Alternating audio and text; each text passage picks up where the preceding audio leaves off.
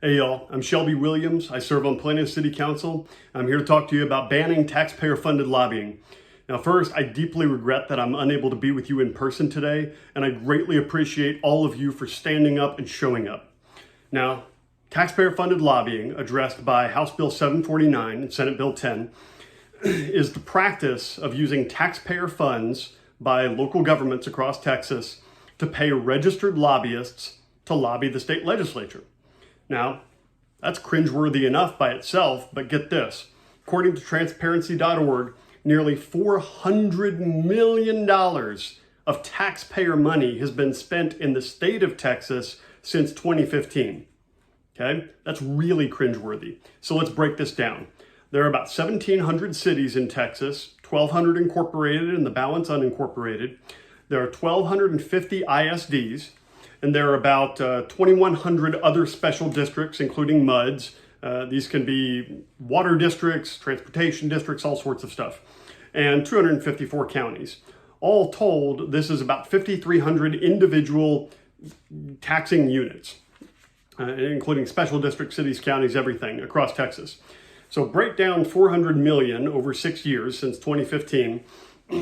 And what you get is a spend of about $12,500 per year per district. Now, if they really wanted to send folks to the legislature during session every 2 years, if the issue was, they can't afford that, if you were to distribute all of that equally, which of course it isn't, then they could pay somebody $5,000 a month to be in Austin to lobby the legislators directly on behalf of local elected officials and their staff and the city and county, etc. staff. But they don't all spend that equally. So you've got a lot of taxation in tiny Texas towns where they chip in a few $1,000s a year to broader organizations like TML, and smaller counties chip into TAC, and there are a variety of things. Some organizations, some political jurisdictions, they pay lobbyists directly. Now remember, we're only talking about lobbyists that are required to register as lobbyists under state law. We are not talking about police and fire PACs. We're not talking about chambers of commerce or PTAs or constituents. Constituents expect local elected officials like myself to interface directly via phone, email, in person, via a variety of mediums with their state elected officials when there's an issue that touches on the state level. And that's exactly what I do. I pick up the phone. The city of Plano picks up the phone and works with the legislature. Now, $5,000 a month during session, once every 2 years, would be enough for somebody to camp out in Austin and go to the Capitol every day and lobby to their heart's content directly on behalf of their constituents, as it's meant to be, as it should be. However, with these smaller cities, counties, and special districts, including MUDs, etc., chipping in just a little bit or paying ad hoc, the lion's share of that money is coming from the largest cities and counties. City of Dallas, City of Houston, Dallas County, Harris County.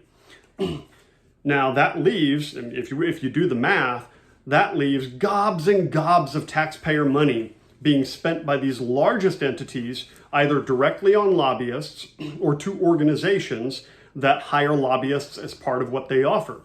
Now, if I were a citizen of Dallas County or the city of Dallas or Harris County or the city of Houston or any of the largest cities and counties dumping this money into registered lobbyists, I'd be hopping mad. All of this money going when these cities have plenty of resources to send their own staff, and the elected representatives have the wherewithal to contact state legislators on their own. However, if I'm in a tiny town like Bells, Texas, and I don't have millions of dollars to pay to registered lobbyists, I'd be even more mad because with the lobbyists getting millions of dollars on one hand and maybe a couple $1,000s on the other hand, and doubly goes for these organizations that then pay the lobbyists, whom do you really think is being represented here? That's right. So those tiny towns are too often subsidizing the lobbying efforts, the paid lobbying efforts of the larger cities and counties and other districts. So what this issue is all about is making sure that the voices of local elected officials, their staffs, and constituent groups are heard loud and clear. Now, if you've ever been to session, or been to the Capitol during session, which you all are right now, in a normal session, in a non-pandemic year, you got to watch your step or you might trip over a lobbyist. They swarm the Capitol. They live there. So if you want to compete over them for your local or for your state elected officials to hear you, you've got to compete with the lobster dinners, the expensive bottles of wine, and the golf junkets. HB 749 would eliminate the ability for taxing political jurisdictions to use taxpayer money directly or indirectly to pay registered lobbyists that are required to register under Chapter 305. This would free up not only a ton of money, $400 million, that would have been really handy for our electrical grid over the past few years, just saying. But it would also strengthen the voices of constituents, of police and fire PACs, of chambers of commerce, of PTAs, because they no longer have to compete with the lobbyists. This is pro-business, it's pro-constituent, it promotes transparency and accountability, and in the end, do you want your tax dollars going to the local elected officials whom you elected to represent you with every other level of government? Do you want them spending that money instead to pay a lobbyist to do their job for them? Likewise, the state reps on the other end of that equation, should they really require a lobster dinner to hear the voices of their constituents?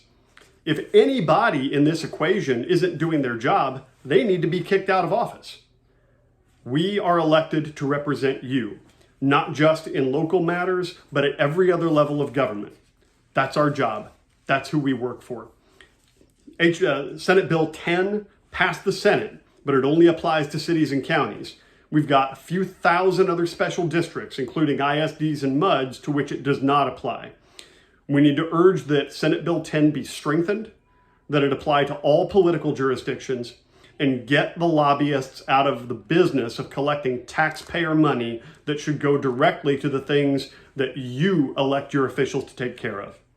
Thank you very much for listening, and keep fighting the fight. I'm Shelby Williams.